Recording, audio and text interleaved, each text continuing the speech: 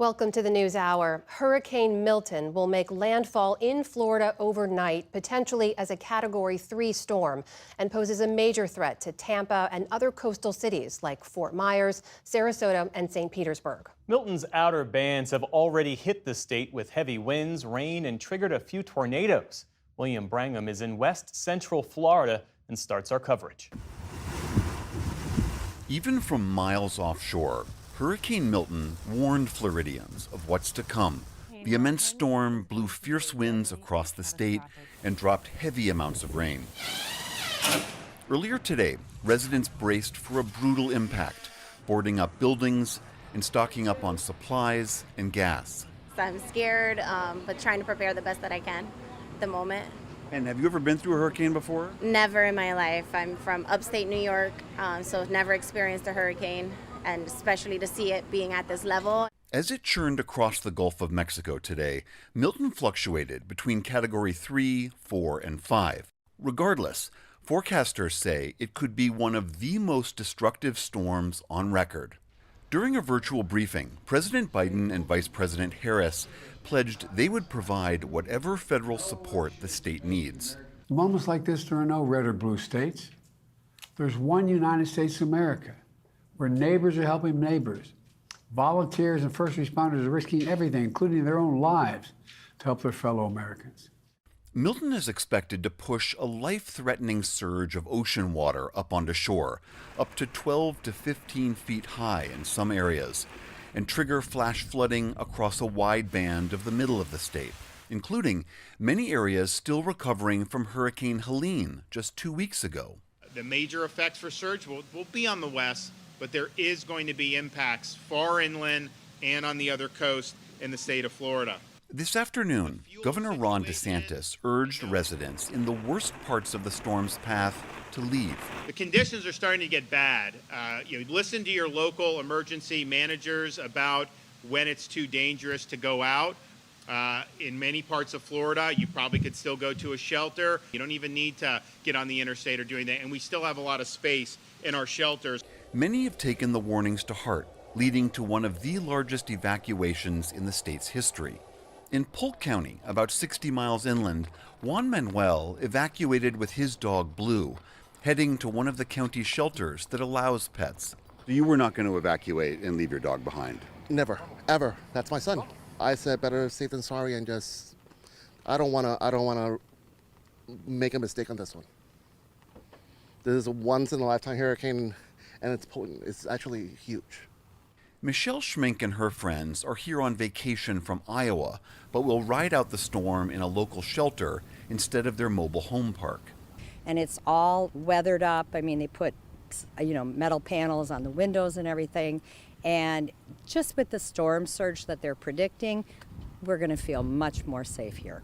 Milton's powerful outer bands triggered multiple small tornadoes across the state, including one that tore across a highway near Fort Lauderdale. Today, FEMA Chief Deanne Criswell said she would travel to Florida to help with recovery efforts. You need to prepare for catastrophic impacts. This is going to be a serious storm, one that could forever change communities that are still recovering from Helene. Millions of Floridians are now hunkering down, hoping for the best. Everybody's worried about the same thing, do you have a home to come back to or, damage? There are 25 counties across Florida right now that are under mandatory or voluntary evacuation orders, but time is running out for people to leave safely. Meanwhile, millions of Floridians are bracing for what could be the worst storm they have ever seen in this region, and landfall is only a few hours away. Jeff? William Brangham reporting tonight again from Orlando, Florida. William, thank you. Now let's hear the latest about what we can expect from this storm and bring in Michael Brennan, the director of the National Hurricane Center. So we've seen conditions deteriorate as Milton bears down on Florida. What's the expectation for tonight and tomorrow morning? And it's going to be a very dangerous night and much of Thursday across much of the Florida Peninsula. We're expecting the center of Milton to make landfall this evening or tonight along the west central coast from, say, the Tampa Bay area down to near the Sarasota area, and then move quickly across the peninsula. We've already got very heavy rainfall. We've got tropical storm force winds moving on shore now. Storm surge is starting to occur. We've had numerous tornadoes across portions of the central and southern portion of the peninsula today, and all those hazards are going to get worse as we go through the overnight hours tonight. Well, tell us more about that destructive tornado outbreak across parts of the state. Are we expecting to see more? Yeah, what we're looking at here, everywhere you see in this sort of bright pink color is under a tornado watch, which means conditions are favorable for tornadoes to form. This watch goes until mid-evening, likely will be extended overnight.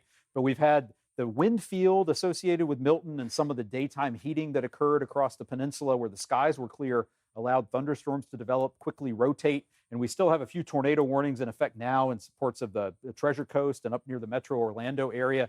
And tornadoes can be especially dangerous at night. Because they're difficult to see. And tornadoes associated with hurricanes can often form very quickly without a lot of lead time. So we want people in these areas to make sure they have multiple ways to get weather alerts overnight through a no-weather radio, wireless emergency alerts turned on your phone so that you can be alerted if a warning is issued for your area. That wind field you mentioned has more than doubled since yesterday, which suggests that the impact of Milton will be felt across a wider area. Is that right?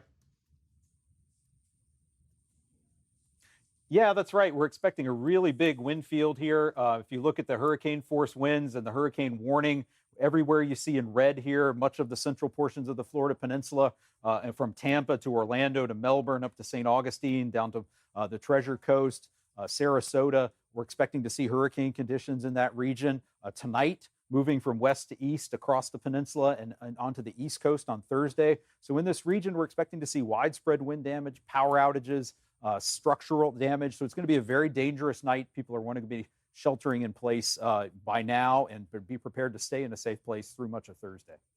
And last night you told us that we should expect storm surge as high as 12 feet. Is that still the case? Yeah, we're still expecting to see a very significant storm surge from the Tampa Bay region southward to Charlotte Harbor to the Fort Myers area. We're really concerned about this area from Anna Maria Island to Boca Grande. We're expecting to see 9 to 13 feet of inundation near and just to the right of where the center of Milton makes landfall tonight. That's going to be, again, 9 to 13 feet of Gulf of Mexico water being violently pushed up onto normally dry land with dangerous waves on top.